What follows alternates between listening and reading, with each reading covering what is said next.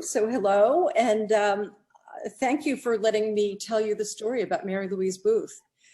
She was a renowned 19th century translator, historian, author, editor, abolitionist, and suffragist. She was born in a very modest wood shingled house in a small village on Long Island in 1831, and she died in 1889 at her adjoining New York townhouses at 59th and Park. So there's a good story along the way. The Booths were an old Long Island family. They arrived in Southold, Long Island in 1652 from England, and they made their way to Millville, where her story begins. Her life was a fascinating one, starting in this rural setting on Long Island, moving to Brooklyn in the early days of New York's Empire period, living through the Civil War and experiencing the Gilded Age in New York. But who was this woman who knew everyone who was anyone in the 19th century? She translated 47 books, spoke 7 languages, wrote the first history of the city of New York, and was thanked by President Lincoln for her efforts during the Civil War. She was also instrumental in bringing the Statue of Liberty to America. But aside from women's history circles, she's not well known today. But I'll start with her family life.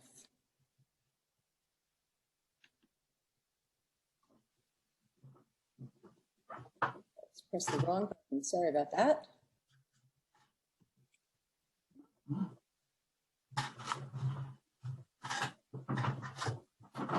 What's this?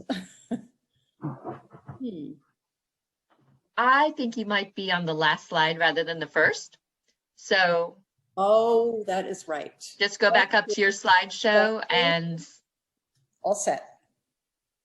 But you need to just move it to slideshow. There you go. We're great. Thank you. What's wrong? So sugar is what brought the Booth family to America. The Booths were early settlers from England. Her ancestor, Ensign John Booth, came to Southold as part of the New Haven colony in 1652. He was an independent spirit. He wanted religious freedom and was entrepreneurial with merchant ships and plantations in Barbados.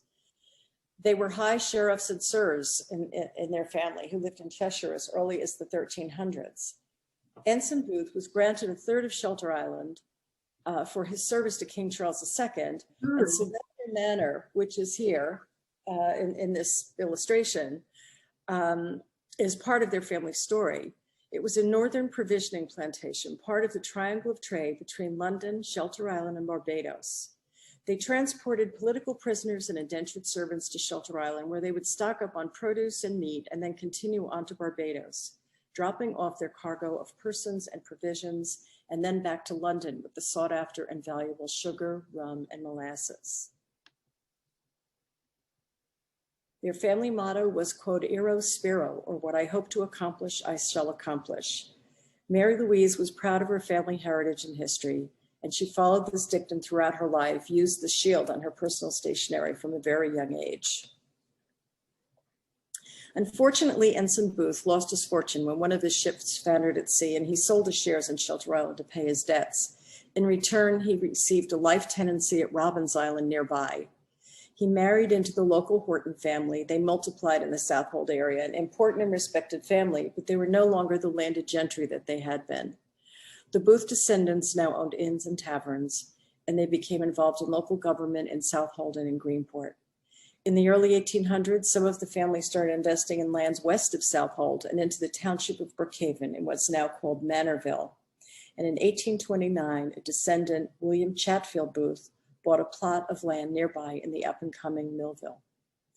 On this map, just, I don't know if you can see where it says Shelter Island, but it's the land mass that's sort of in on the left, which is a wonderful place to visit if you've never been there. This Sylvester Manor is amazing. Millville, later named Yaphank, was a very rural area when Booth and his wife Nancy Munsell of Middle Island married and moved here and built a small house on East Main Street in 1829. In 1800, there were 20 houses. In 1850, there were 200. There were grist mills and fulling mills and sawmills anchoring each end of the hamlet. It was centrally located, a prosperous community with shops and craftsmen, carriage makers, and doctors' offices. And it is here in this house that Mary Louise Booth was born, the eldest of 4 children.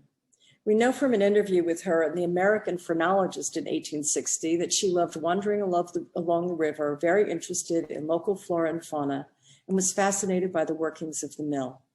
She was a child prodigy, learned to read early, and was tutored by her father at home.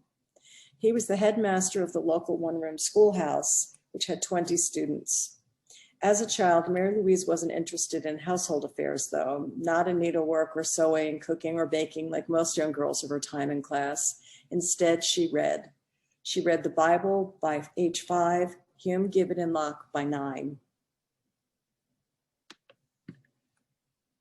Although it was said she went to the local school, I recently found a letter she wrote saying she never attended the school her father ran, although she did tutor some of the neighbors' children when she was 12. She was sent to the female seminary in South Hall, Long Island, which she ran through quickly, and then on to the Miller Place Academy to study with the wealthy sons of the area. The influence of these early years cannot be understated.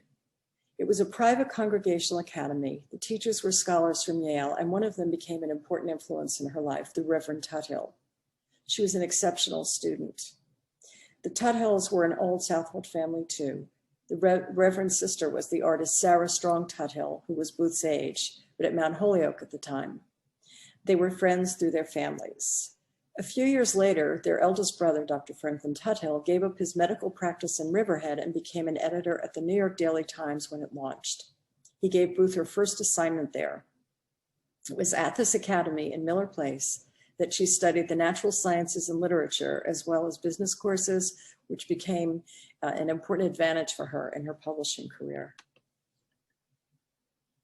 And this school, which is the Bellport Academy of Classical Studies, looks very similar to the Miller Place Academy because they were both designed and built by the same architect, 1 year apart. So she next went on to the Bellport Academy of Classical Studies, where she excelled in mathematics and Latin. Her neighbor, William J. Weeks, had also attended the Bellport Academy a few years before, and he went on to Yale. And I always wonder if this is where she had access to a good library and encouragement from her friends, her neighbors, the Weeks family. In 1845, when the Long Island Railroad came through the village, the Booth family moved to Brooklyn. And it was the Weeks family, James Huggins Weeks was the president of the Long Island Railroad. Mr. Booth was offered a job as the headmaster at PS1, the first public school in Williamsburg. They lived a few blocks away near his brother Charles Stewart Booth, who owned a night watchman's service along the waterfront. I found this 1845 Williamsburg directory at the Brooklyn Historical Society, in which Booth is listed as principal of the mail department and officer as librarian at the public school. It's always good to get that confirmation. Mary Louise, in the meantime, was studying French with Monsieur Abadie, who taught at the Williamsburg Collegiate Institute for Young Ladies. We know that she was writing at night in her late teens, as a friend wrote in her biography that she was sewing vests, which she hated and was terrible at, always sticking herself with a needle as she was short-sighted. Monsieur Abadie encouraged her to work at translating instead. She became very skilled and later became known as one of the most important French translators of the day. The Brooklyn Bridge and the Fulton Ferry were a familiar scene to Booth. It was under construction from 1869 until it opened in 1883, and it would have been an important backdrop in her life as she commuted from Brooklyn to Manhattan to see her family and friends and to work. In 1855, Booth was 24, and she was on the front page of the New York Daily Times. She was elected secretary for the Women's Rights Convention in Saratoga. On the dais was Susan B. Anthony as treasurer, Ernestine Rose vice president, and Thomas Wentworth Higginson, who was on the business committee. He later became Emily Dickinson's mentor and wrote a column for Harper's Bazaar for her for many years. She was traveling in different circles now, and these were the friends she had for the rest of her life. Actually, I read something about this particular convention in which Susan B. Anthony used to set up the chairs and take the money for the women coming for their rallies, but their speaker never showed up. And so she had to get up there, and this was the first time that she spoke to the convention, and she was very good at it, and that was the beginning of her career. Tricia, this is Andra. I just wanted to ask if she had already been a strong proponent of the women's rights efforts. I mean, how did she show up? How did she end up? Susan B. Anthony? No, our Mary Booth at the Women's Rights Convention. Well, she was very interested in equal pay for teachers and for women. And she was involved in the abolition movement. And at this time, there were a lot of women's groups that she was getting involved in. So they were all moving in these circles and talking about the women's rights movement. And it wasn't necessarily just about the right to vote. It was about the right to own property and the rights of wives and husbands and all other women's rights.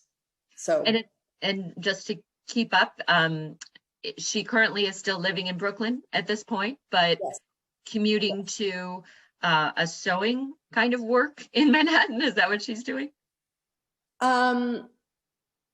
She was doing a lot of research. She was writing for a lot of periodicals, and which comes up next.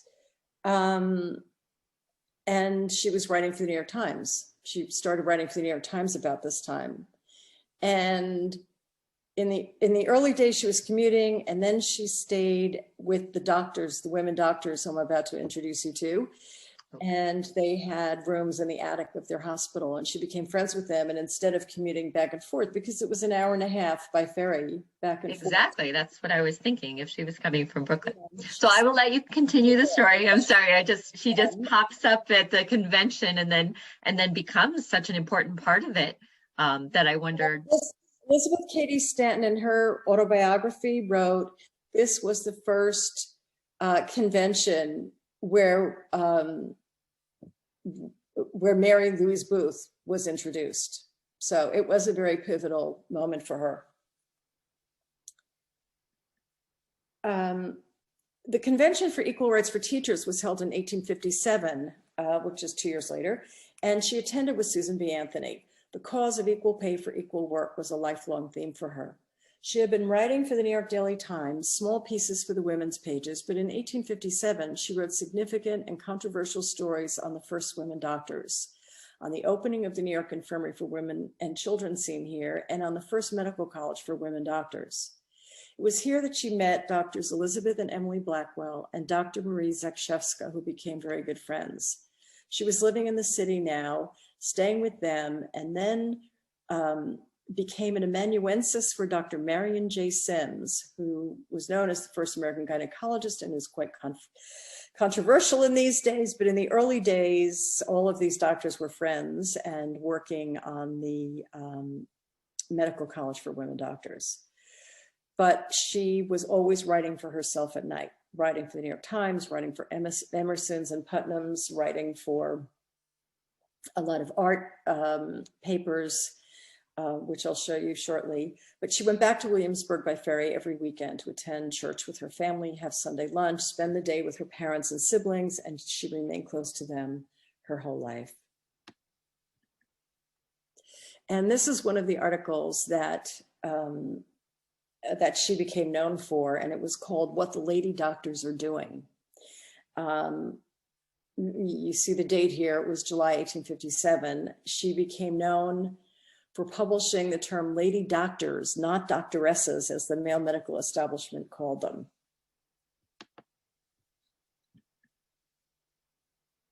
In 1856-57, she was coming into her own on the New York scene. She was a founding member and secretary of the Alpha Club. She was an early women's club proponent in the 19th century.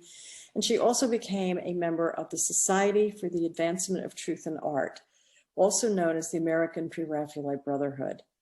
They were inspired by the British Pre-Raphaelites who followed Ruskin and his philosophy of celebrating truth and nature in art. And you can see on this list on the side, just in 1856-57, she was writing and editing for the New York Times, Emerson's, the New Path Art Journal. She wrote, I thought she translated, but she wrote a 500-page book called The Clock and Watchmaker's Manual. She translated the Marble Worker's Manual, King of the Mountains, and André Chenier from the French. And she was very involved in the Anti-Slavery Society, the Society for the Advancement of Truth and Art, and she was secretary of the Alpha Club in between attending all of the women's rights conventions. Were these well-paying gigs in her gig economy of the time to do translation work? Was she starting to make enough money yet to support herself? The translation work she was paid well for, and in fact, with some of these books, she received royalties, which went on for years and years. Her writing for the New York Times, she wrote to a friend that she considered it her college, her graduate school, because she did it for pennies, because she was one of the two women writers for the New York Times, and she wanted that experience, and she wanted to be able to meet these people. And she moved up from the society pages to writing about the women doctors, and that put her in a different league, and she started getting paid better. Thank you. One of Ruskin's followers was artist Thomas Charles Farrer in London, who came to New York in the mid-1850s, and he taught at the New Cooper Institute, which was a destination for forward thinkers at the time. They founded the society, a group of 26 like-minded artists, writers, architects who followed this precept. The movement lasted about 10 years, and she signed in on the members list as writer when they held their meetings at Waverly Place. They showed at the National Academy of Design, and Booth wrote about them in various art journals and purchased their paintings whenever she received royalties from her translations. This dramatic view of nature was painted by her friend Sarah Strong Tuthill, who was a member of the group. She was a close friend of Booth's, and they vacationed together with the Farrers in the White Mountains of New Hampshire for many summers. And they all painted, and Booth wrote, probably read and wrote. Mount Holyoke was another place they painted, where Tuthill went to school with Emily Dickinson, and Farmington, where she taught at Miss Porter's school. There was an exhibition on the American Pre-Raphaelites at the National Gallery in Washington in April 2019, and Booth and Tuthill are featured in the catalog, two of the 4 women members.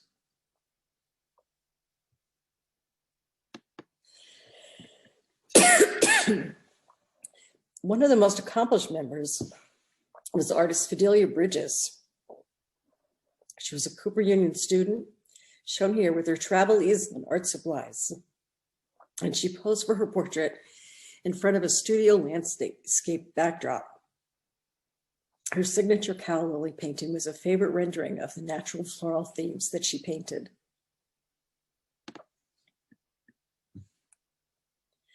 In 1856, Booth also became a member of the American anti-slavery movement, which was closely allied with the women's rights movement. It was called the Trinity at the time, with its 3 causes of suffrage, temperance, and abolition. Harriet Beecher Stowe on the top left, Elizabeth Cady Stanton, Lucy Stone, and William Lloyd Garrison were leading the charge. Booth's New York life was expanding, and these friends and work took her to Boston and Hartford now. While she was very involved in these societies and clubs, she was also writing and translating. She continued with her pieces for the New York Daily Times, wrote for the New Path, which was the Pre-Raphaelite journal, as well as Emerson's magazine, for which she wrote long essays on topics such as patriotism and great men. She also translated 4 books from Portuguese and French during this period. And in 1859, her own book, The First History of the City of New York, was published. She was acknowledged as an important historian and was recognized not only in New York and Boston publishing circles, but internationally. I'm popping back in first to give you a moment to take another sip of water. We don't want you to have trouble. And also, if you wouldn't mind speaking just a little more slowly, because we're covering a lot of ground. And so she's just published The History of the City of New York, which is an incredible accomplishment, but also the research that must have gone into that. How did she do this research, and how did she present the history of New York? She wrote to a lot of people.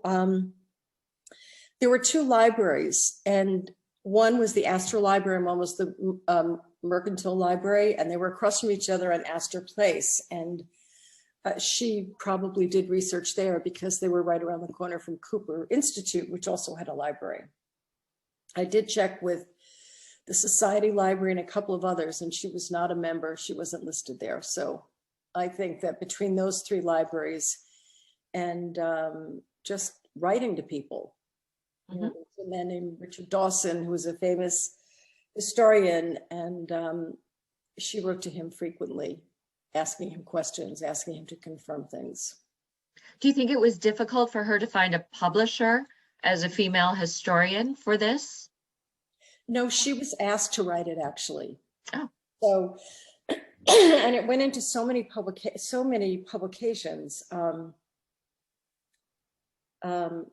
was just about to say that it went into several editions over the years as a textbook, a reference book for libraries across the country. Custom editions were produced. Some of them had up to 20 volumes with 1,200 illustrations and maps. She kept on working on revisions and custom editions while keeping up with her translations. She was in the process of contracting with Scribners to publish additional histories of London, Paris, Berlin, Rome, and Vienna when the rumblings of war were heard and her travels to Europe were put on hold.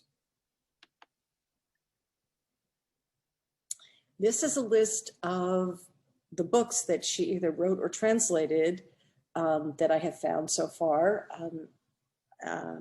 It's been written that she, by her contemporaries, that she published 47 books. And I think there are 31 here, and then she also published another 6 for Harper's Bazaar later on. But what I love about this list is that they cover such a broad range of subject matter: a marble installation manual, to a book on philosophy, a compilation of fairy tales, to French history and treatises on abolition, all with her translator's prefaces, which are very insightful.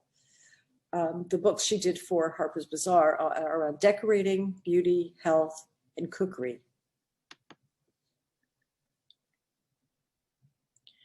In 1861, the Civil War was official. Through her French translations of authors such as historian Henri Martin and statesman Count Agenor de Gasperin, she was well connected with the influential men of Paris, carefully watching the developments of the war here, as well as the abolition movement so entwined in American affairs.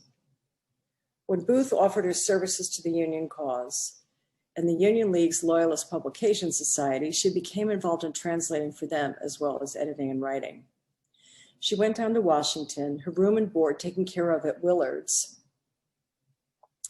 And that was the place where more official business was conducted than at the Capitol. Booth's friend, Julia Ward Howe, wrote The Battle of the Republic here. So what was she doing, really? Like at the Willard Hotel? How would that work? What was going on? The Loyalist Publication Society was the publishing arm of the Union League, and it was really a propaganda department, and she was translating for a lot of the French authors, and she was editing. I have one of their pamphlets. They were sort of pamphlets, and they would list all the different articles and essays that were pertinent to the cause. And she was responsible for working on them. Fantastic. So this illustration is from Harper's Weekly, and down in the bottom right corner, you will see Abraham Lincoln with his head in his hands, reading the newspaper, warming his feet by the fire. And this is also where Ulysses S. Grant used to hold his meetings. And he was said to have coined the phrase lobbyist here, as he liked to hold his meetings in the lobby. This is the title page from Uprising of the Great People. She felt so strongly about de Gasperin's new book on abolition that she translated it in a week for President Lincoln with little or no sleep, and was taken down on the train to him. It was for her next translation, America Before Europe, that he wrote her a personal thank you, which is here, which is in the New York Public Library, the original. Madam, allow me to extend my cordial thanks for your kindness in sending me a copy of your translation of the Comte de Gasperin's America Before Europe. I shall read it with pleasure and gratitude. Yours very truly, your obedient servant, Abraham Lincoln. Wow. Did you know that that was there, or was that a lucky find, or how did you come across this letter from Lincoln? I went to the library. This has been going on for more than 30 years, my research on this woman. So in the beginning, we did not have the internet, and that is what speeded things up. But I would go to the library and pull what they had, and it was so exciting to find this letter and hold it. Did you see a list and it said, you know, letters to from Mary Booth or letters to from Abraham Lincoln, and then there was a little M. Booth or something? No, there are many files on her there. It's I think that the New York Public Library and Harvard have the two biggest collections of her letters. Not that many, and the New York Historical Society also has about 30 pieces of correspondence of hers, but they're all over the country. Some small college in Alabama has one letter, and Berkeley has a couple of letters, and they're all over. So that will be coming through next too. Okay. So all the president's men thanked her, from Secretary of State Seward to Secretary of War Stanton. In one of the tributes to her when she died, it was said that it was considered an honor to work for and with such men for the benefit of the country. And I found her books in William Seward's library up in Rochester, which was Aurora, which is great.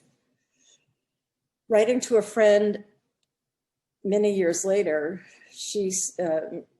Booth said, "As I went through those letters last night, it was like opening the grave of the past. My present life seemed thin and frivolous compared with those glowing hours so full of earnest work in which the fate of the nation was involved, and I could not sleep for thinking of the days that are no more." And also, when she was in Washington, she may have done other things that I just haven't been able to find, but she became friends with Seward and Stanton. I mean, they would come to her salons in New York and visit, and there are letters between them. And she actually asked for a patronage job for her father to be the customs officer for Brooklyn.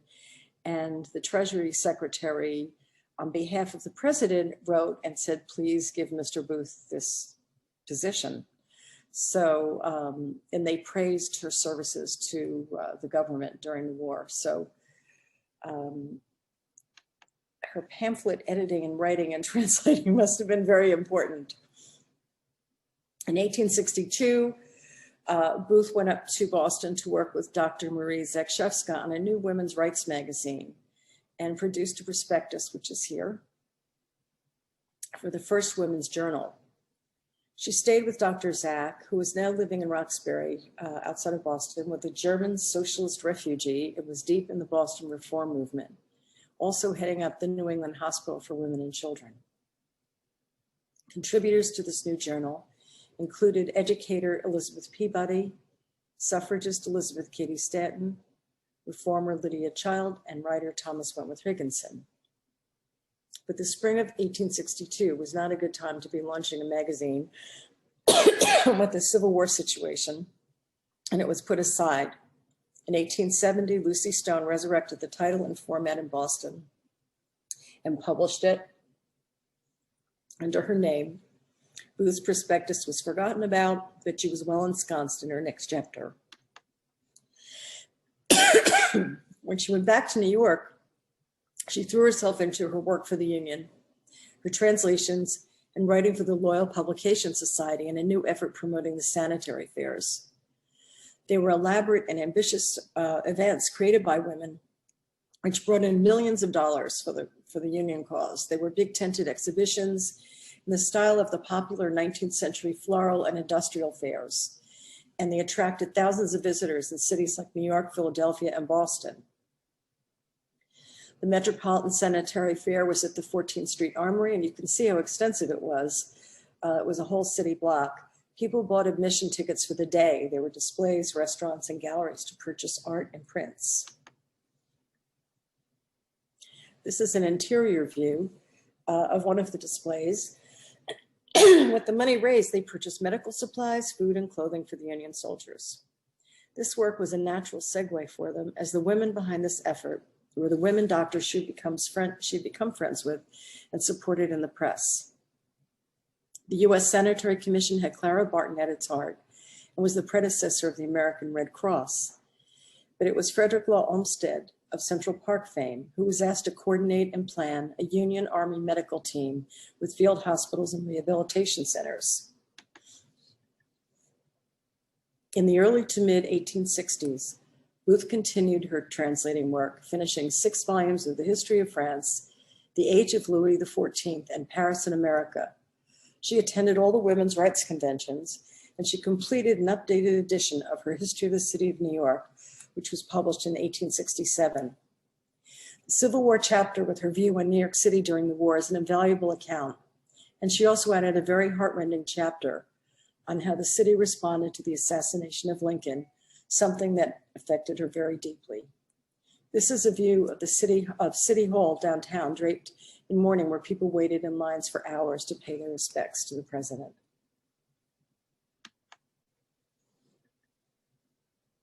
But another momentous event happened in 1865, which took place at a dinner party in a small village outside of Versailles. They were discussing the presentation of a gift from France to the United States. The meeting was with Booth's authors, Edouard de Laboulaye and Henri Martin, as well as the sculptor Bartholdi. When they sent Bartholdi to New York to drum up support for this endeavor, it was to Booth's office he went first. She became the liaison between the French and the American committees. She introduced Bartholdi to her friends at the Union League Club and her colleagues in newspaper and magazine publishing. It took 20 years, but in 1886, the Statue of Liberty was opened to great fanfare with fireworks and speeches by President Cleveland and Mayor Grace. There were no women invited except for Bartholdi's wife, but it was said that it was too dangerous for them with their long skirts. But there was a boat hired by the suffragists that sailed as close to the statue as possible during the ceremony, and I always wonder who was on it.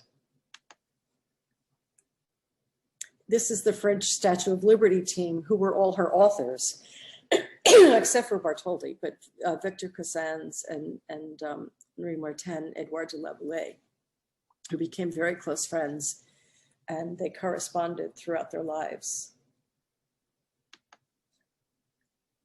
There were many important and influential men in Booth's life, and in this next chapter, the Harper brothers entered. Harper Brothers Publishing was the most important publishing house in the 19th century, with its book imprint and popular magazines such as Harper's Weekly, Harper's New Monthly, and Harper's Bazaar. Here, Fletcher, James, John, and Joseph were photographed in 1860 by Matthew Brady. In 1867, they contacted Booth to head up a new magazine for women. They had seen a magazine in Berlin called Der Bazaar, which is spelled with one A, and thought its format would translate well to a growing upper middle class woman here. With her reputation as a hardworking editor and translator and writer, and now well known in publishing circles, and having translated books for Harper's, it seemed a good fit. As some saw it as a fashion magazine, they thought the new editor an unlikely choice, but behind the scenes, she was negotiating with the German publishers in German, with the fashion houses in Paris in French, and running the business of the magazine, an unusual role for a woman of her time. She hired the best fashion editor of the day, and although there were usually fashion illustrations on the cover, her editorials and the rest of the editorial content from the first issue set the tone for an intelligent discourse on life post-war, guidelines for young brides and the modern family, the most current literature and poetry, up-to-date reviews of all the art shows, theater, opera here and in Europe. Although the magazine was promoted as leaving politics and religion and other controversial topics alone, there was a recurring theme in her editorials encouraging independent women in their rights, inspiring them to seek knowledge and industry in their lives. Paula Bennett, in her book, Blue Pencil's Hidden Hands on Women in Journalism, used the expression subtle subversion to describe Booth's writing and editorship during this period. which was 22 years at the helm of this forward-looking periodical. She was the editor-in-chief until she died. Harper Brothers were known at the time also for their support of women in the workplace. Not only did they hire women editors and writers, but women worked in the typesetting and printing departments as well as in the editorial offices. Period illustrations show women at work, many of them coming to these positions from the Women's School of Design at Cooper Institute, where Horace Greeley was on the board, and he and Booth were instrumental in making this happen. She was the highest paid woman in publishing of her time and was written about in many books on inspirational women, from Our Famous American Women, Successful American Women, Notable American Women, as well as being interviewed and written about in contemporary magazines and news publications regularly. This carte de visite image was taken by Matthew Brady, the famed Civil War portrait photographer, when she was in her 30s. Well, I think we didn't get to see that one. Oh, when she was in her 30s. Sorry. Go. There she is. And in the first year of her publication of the magazine, she created editorials every few weeks titled Champions of Women's Suffrage, Women in Work. She published salaries of journalists, doctors, teachers, and other professions to make the point of the inequity in pay for men and women. She fought the good fight in every issue in her own way. In the 1870s, she wrote to a friend asking her to remove her from a book on suffrage history, saying, "You know, I have always been a sort of guerrilla worker, doing my own work in my own way and aiding others when and where I could. I don't think I have enough of the aggressive element in me to be a reformer. I can only admire and marvel at those who were brave enough for the task." And here, and I have correspondence, I have letters from her where she's writing to all of her friends in the movement asking for their photographs to be used for illustrations for this piece. This one is one of my favorites. It's called Why Should We Not Vote? We are your queens, we are the majority, we are your mothers-in-law, we can ruin you. This illustration was accompanied by a very strong editorial that she wrote. She continued to attend many of the women's rights conventions over the years, and she sent letters of support when she couldn't. Her colleagues in the movement were friends for life, and they continually asked her to speak at the conventions or take a more public role. But I suspect that with her position as an employee at Harper's Brothers, she wasn't able to, or she chose not to because of that. She preferred to stay behind the scenes, continue writing, and influence her audience in her own way through her words. She did take the role of secretary at least 3 of the conventions that I know of. She wasn't a professional performer like Susan B. Anthony or Elizabeth Cady Stanton or Antoinette Blackwell, but they all considered her an influential figure in the movement, and they corresponded with her frequently about the state of affairs and asking for their advice. In a letter to the Reverend Blackwell in 1869, she said that she was deeply grieved at the convention the day before, and that the Civil War among those working for the cause would come to no good. She thought that they should work together to get the ballot, irrespective of all the other issues, and afterwards decide what to do with it. This is another illustration from Harper's Bazaar, again, about women working. She continued her efforts in encouraging women to work and asked for equal pay through the years. In another of her articles called Ladies at Work, she featured a variety of job opportunities and encouraged women to look beyond being in service as housekeepers or maids.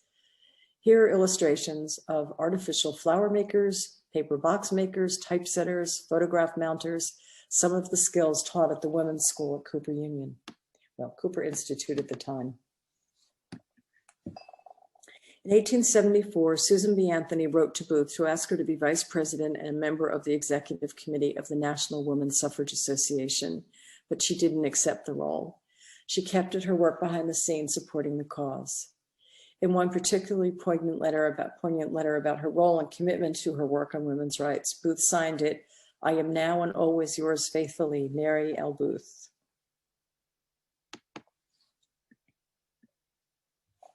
For the next several years, her focus was on editing the Bazaar. Her social life and professional network were expanding, and she was involved in in many of the women's clubs as a founding member of the Alpha Club, the Cirrhosis Club, which is more of a literary society, and the Women's Press Club. It seems that in 1868, Charles Dickens, who was one of her featured writers, came to New York, and the press club hosted a dinner in his honor, but no women were allowed at the dinner at Delmonico's. The women press of New York were furious. They created their own club, and they scheduled regular dinners at Delmonico's, honoring women writers, and taking the high road, they invited men. This image is of a meeting of the Cirrhosis Club in New York, where the speaker is Emily Faithfull, editor of a magazine called Victoria, published in London. Booth was listed on the program as one of the officers on the dais as a journalist. And I just wanted you to take note of the women, a few men here too, who look well-dressed and prosperous. And if you see in this next picture, this is the same meeting depicting not very attractive women, not very well-mannered, a full page in Harper's Weekly geared to men. Quite a contrast in the illustration we just looked at of very polished upper-class intellectual women members. Cirrhosis, which is Greek meaning aggregate, was meant to convey a network of like-minded women who supported and encouraged each other in their literary and other professional pursuits.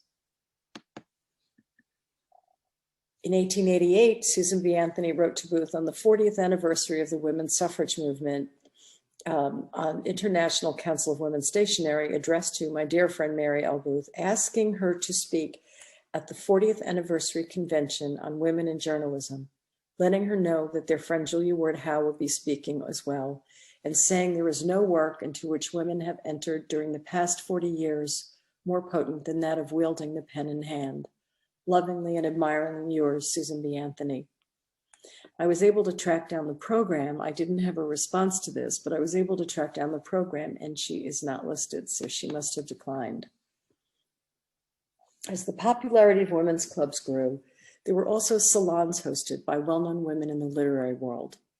The New York salons were more like the intellectual blue stocking salons of London, as opposed to the fancy French salons of Madame de Staël's in Paris. In the early days, the popular Carey sisters, who were poets and hymn writers from Ohio, they held salons on Sunday evenings that were crowded with the writers, poets, and artists of New York, like Herman Melville and Horace Greeley and Booth, and they served tea and pitchers of water, a holdover from their temperance movement work. When the Carey sisters passed away, Booth became the most celebrated hostess of the time, with her salons on Saturday evenings. Hers became the go-to event for the elite in publishing and visiting statesmen. She served tea and biscuits and was called the Duchess, and an invitation to her home at 59th and Park was a sought-after one. Her portrait here, taken in 1874 by Napoleon Cerrone, he was the noted celebrity photographer of the day. Louisa May Alcott, Oliver Wendell Holmes, Charles Sumner, and Winslow Homer were frequent guests. Here is a note from Booth to her friend Mrs. Ford, letting her know that Louisa May Alcott would be attending that Saturday, and she hoped she would be there. Mrs. Ford was Emily Fowler Ford, Emily Dickinson's best friend growing up. Their fathers were at Amherst together. Emily Fowler also went to school at Mount Holyoke with Dickinson at the same time as Booth's artist friend Sarah Tuthill. So there were many, many connections. Booth's home life was an interesting one. She lived for many years downtown, renting rooms at 79 and 89 Madison, when that was the go-to neighborhood in the city. And in the 1880s, when she was well established and financially successful, she bought 2 new adjoining townhouses at Park and 59th as the Upper East Side was developing. It was said that her home was like an warm English country house where her friends and family were always welcome and comfortable. Guests were as likely to be found in the library as the parlor, and she had cages of songbirds and award-winning Persian cats, which added to the ambiance. She loved flowers, and there were always arrangements of them throughout the house. Her well-known library was filled with a collection of over 5,000 books, and the walls were covered in paintings by her friends, as well as a photograph of Tennyson by Julia Margaret Cameron, a portrait of Dickens, a framed block of Keats' hair. She always wore a plain black silk dress when she was working, but she layered on beautiful cashmere shawls and lace and jewelry when she entertained. She loved music, especially opera. She loved art, and at her salons, there was always a musical recital or a poetry reading that would be talked about around town until the next week's gathering. If you look on the right, that the house on the right, that is the intersection of 59th Street, and that was her house, and she also had the one next to it, but this is the closest illustration I could find to it. I found it at the New York Historical Society. Legend has it that when she was young, she fell in love with a young whaler who died at sea, and she never got over it, devoting herself to her work and never marrying. Another story is that on a trip to Venice, a count asked her to marry him, but she returned to New York and never saw him again.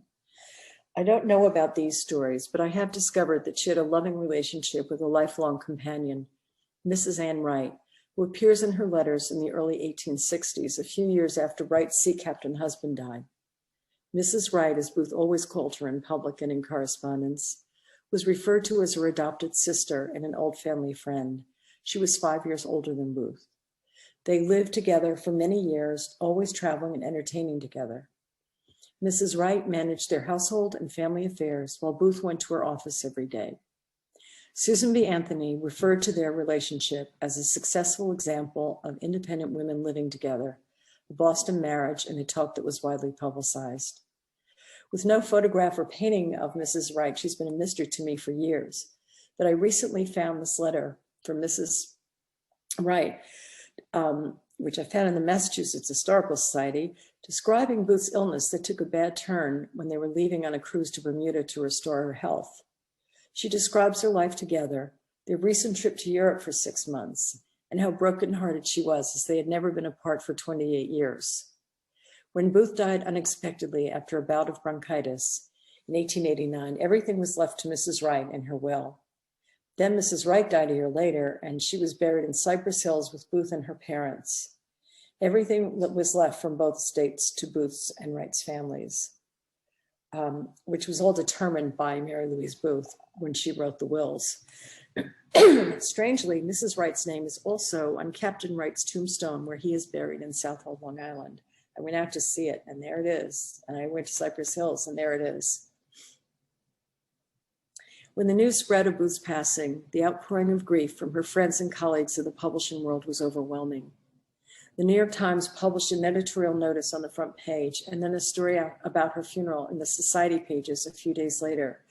It took place in her home, and the flowers, the eulogies, and the list of illustrious attendees were described. There were notices in every newspaper across the country. She was described as one of the most extraordinary women of the century, the most widely known literary women in the country, a great loss to society and literature, and devastating to all who knew and loved her. But why is she not a household name today, like her friend Susan B. Anthony or Harriet Beecher Stowe? She was recently lauded in Paris for being an important friend to France and its statesmen. Last March, just about this time, I was in Paris, where she was featured at the Decorative Arts Museum in an exhibition celebrating 150 plus years of Harper's Bazaar. The entire entry hall of the exhibition was all about Booth, focused on her role in bringing French culture and history to the United States, her important work on suffrage and abolition in the 19th century, and how she brought an intellectual rigor and sophistication to the early days of this magazine. The curators used my book as a guide to her life story, and I saw my research come to life there. And I was so happy to see Mary Louise Booth back in Paris, a city and culture she loved and visited the year before she died. But this is why her voice, her work has been lost for over 100 years. All her letters and books and journals were left to her nephew, Herbert Booth King, with the express direction to write her biography and keep her archives intact. He put an ad in all the literary publications asking for any of her letters to be returned to him, to the estate, as he was doing a biography. But he turned out to be a real ne'er-do-well who filed for bankruptcy the next year and either lost or sold everything she left to him, including the printing plates of her New York history book, a share in the townhouses, and a lot of money. Her estate was worth $2.5 million. And her papers and letters were scattered across the country. I've been tracking them down for over 30 years to learn more about her and piece together her life story. I found them in libraries, universities, historical societies, and private collections in over 100 places so far. Here is a catalog cover advertising an autograph auction that I found in the library of Brigham Young University in Salt Lake City. And even more tragically, it is advertised as an autograph collection. And with autograph collecting so popular, many of these letters were cut out and destroyed, and the autographs were sold for scrapbooks. She left behind an amazing story of the life of an independent, accomplished woman of the 19th century, a legacy in book and magazine publishing, New York history, a leader in the abolition and women's rights movement, well loved and respected by friends and colleagues here and abroad. She signed all her correspondence, "Believe me, Mary L. Booth." So I hope you've enjoyed learning about this extraordinary woman, and I'm happy to answer any questions. Thank you all so much for coming.